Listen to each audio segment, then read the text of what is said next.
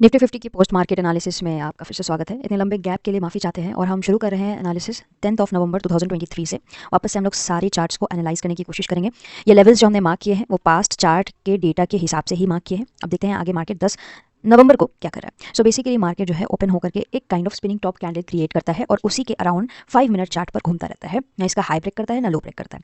फिर कुछ देर बाद इसका हाई ब्रेक करके मार्केट ऊपर जाता है और पहले जो एक रेजिस्टेंस जोन था वहां पर से एक रेजिस्टेंस लेकर के नीचे आने की कोशिश करता है। तो यहाँ पर बहुत सारे बायर्स आए होंगे और यहाँ पर भी बहुत सारी बाइंग्स हुई होंगी। बेसिकली यहाँ पर बहुत सारी बाइंग होती है और बहुत सारे बायर्स के एसएल भी क्रिएट होते हैं। ब्रेकआउट होने के बाद बहुत सारे बायर्स के एसएल और आ जाते हैं क्योंकि फ्रेश बाइंग भी हुई है। यहाँ पर मार्केट इस रेजिस्टेंस को सपोर्ट बना करके ऊपर जा सकता था, पर ये हमारे लिए एक अपॉर्चुनिटी यहाँ पर क्रिएट किया। ठीक है, मार्केट ये क्रिएट किया अपॉर्चुनिटी कि वो वापस से रेजिस्टेंस जोन के अंदर आए ताकि बहुत सारे ट्रेडर्स यहाँ पर ट्रैप समझ करके बाइंग कर लें। पर हम लोग यहाँ पर बाइंग नहीं करते। क्यों? क्योंकि हमारा एक बेसिक रूल है कि जब तक मार्केट ट्रैप जोन से जो पहला मूव आया है उसका 68% क्रॉस करके क्लोज नहीं करता है, जो कि यहाँ पर करता, तब तक हमें एंट्री नहीं लेनी है। और मार्केट ने वो किया नहीं और 68% से सपोर्ट लेकर के वापस से ऊपर जाने लगा।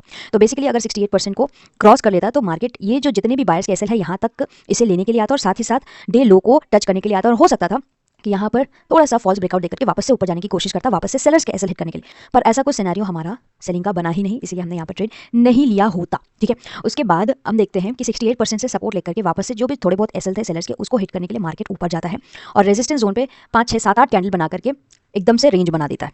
यहाँ पर बहुत सारे सेलर्स को अगेन मार्केट इनवाइट कर रहा है और उनके एसएल ऊपर की तरफ क्रिएट कर रहा है, जो कि मार्केट ने किया। और फिर जब ब्रेकआउट दिया तो हल्का सा रिटेस्ट देकर के फ्रेश बाइंग आई और फिर मार्केट ऊपर चला गया। ठीक है, तो यहाँ पर दो रीजन थे मार्केट के ऊपर जाने का। पहला, सेलर्स के एसएल को मार्केट ने यहाँ पर क्रिएट किया और दूसरा फ्रेश बाइंग की, जिसकी वजह से मार्केट, इन दोनों ही रीजन की वजह से मार्केट ऊपर गया। ठीक है, फिर एक रेजिस्टेंस जोन पर रुक करके एम पैटर्न क्रिएट करता है और एम पैटर्न क्रिएट करने के बाद आप देख सकते हो कि ये जो ब्रेकआउट देता है मार्केट नेक लाइन का, उसके थोड़ा सा नीचे आता है, एम पैटर्न का टारगेट दे देता है और फिर यहाँ से सपोर्ट लेकर के मार्केट ऊपर जाने लगता है। तो बेसिकली हम ये नहीं कहेंगे कि यहाँ पर एम पैटर्न पर मार्केट ने ट्रैप किया है, क्योंकि मार्केट ने एम पैटर्न का टारगेट दे दिया है। लेकिन क्या होता है कि बहुत सारे सेलर्स अभी भी ट्रेड में ही रहते हैं। टारगेट हिट होने के बाद भी या तो वो अपने ट्रेलिंग एसएल के साथ रहते हैं या तो फिर वो यूं ही रहते हैं। ठीक है, तो उन्हीं सारे सेलर्स के एसएल के बेसिस पे मार्केट ऊपर जाने का कोशिश करता है। देखिए यहाँ पर बेसिकली मार्केट ने 68% को क्रॉस किया है। क्या पिछले वाले ट्रैप मूव से 68% को मार्केट ने बेशक यहाँ पर क्रॉस कर दिया है और यहाँ पर अगर हमारी एंट्री बनती तो हमें अच्छा खासा रिटर्न मिल जाता। नेक्स्ट डे हमारा दिवाली का बेसिकली मार्केट मुहूर्त ट्रेडिंग के लिए खुला था और उसमें कुछ खास हमें देखने को मिलता नहीं है। ठीक है, उसके बाद जो तारीख है 13 तारीख, उसमें मार्केट बेसिकली खुलता है, एक रेड कैंडल बनाता है और अपने सपोर्ट डे लो के सपोर्ट एरिया में बहुत देर तक रुकता है। ठीक है, ये हमें क्या बताता है कि मार्केट किसको अट्रैक्ट कर रहा है? बायर्स को अट्रैक्ट कर रहा है, पहली चीज। ठीक है, बायर्स अट्रैक्ट हो गए होंगे कि मार्केट यहाँ से सपोर्ट लेकर वापस ऊपर जाएगा। और दूसरी जगह और बायर्स कब अट्रैक्ट हुए? जब मार्केट ने वाकई दिखाया कि देखो भाई, हम सपोर्ट जोन के रेंज को तोड़ करके ऊपर जाने की कोशिश कर रहे हैं।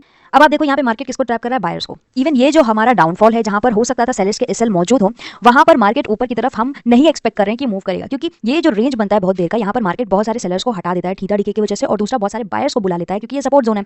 और ये जो ब्रेकआउट है इस सपोर्ट जोन के रेंज का, वहां पर भी बहुत सारे बायर्स आ जाते हैं। तो हमारे दिमाग में यही है कि यहाँ पर सेलर्स के एसएल तो जा चुके हैं पर बायर्स के एसएल मौजूद हो चुके हैं। तो मार्केट अब अगर आएगा तो वो बायर्स के एसएल ही हिट करने आएगा।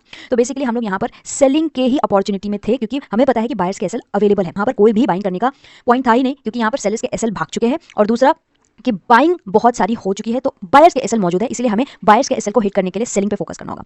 तो यहाँ पर जैसे ही मार्केट रुकता है और नीचे आने की कोशिश करने लगता है, एक अच्छा सा मूव देता है सेलिंग साइड पे। तो यहाँ पे एंट्री आपको 5 मिनट पे दिखी नहीं, हो सकता था 1 मिनट पे एंट्री हमें मिल सकती थी। तो हम जनरली भी ज्यादा एंट्री पे फोकस नहीं कर रहे हैं, हम अपनी स्ट्रैटेजी पे फोकस कर रहे हैं कि किस तरीके से मार्केट ट्रैप करके मूव करता है। तो यहाँ पे बायर्स को ट्रैप करके मार्केट नीचे मूव किया, उसके बाद एक सपोर्ट जोन क्रिएट करता है जहाँ पे बहुत देर तक रुकता है और फिर ऊपर की तरफ ब्रेकआउट देता है। अगेन यहाँ पे हम सोचेंगे कि बायर्स को अट्रैक्ट कर रहा है, तो बायर्स को अट्रैक्ट करने के लिए उसे नीचे भी आना पड़ेगा बायर्स के एसएल को हिट करने के लिए, ताकि वो सेलर्स को अपॉर्चुनिटी दे। पर मार्केट आया ही नहीं, तो इसमें ट्रेड लेने का कुछ पॉइंट ही नहीं बनता है। हालांकि ट्रेड हमारा सेलिंग साइड पर ही होता है यहाँ पर भी।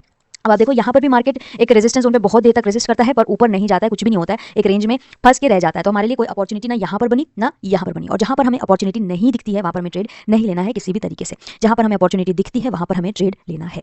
ठीक है, तो ये था हमारा आज का एनालिसिस। हम लोग अब आगे के एनालिसिस नेक्स्ट वीडियो में करेंगे।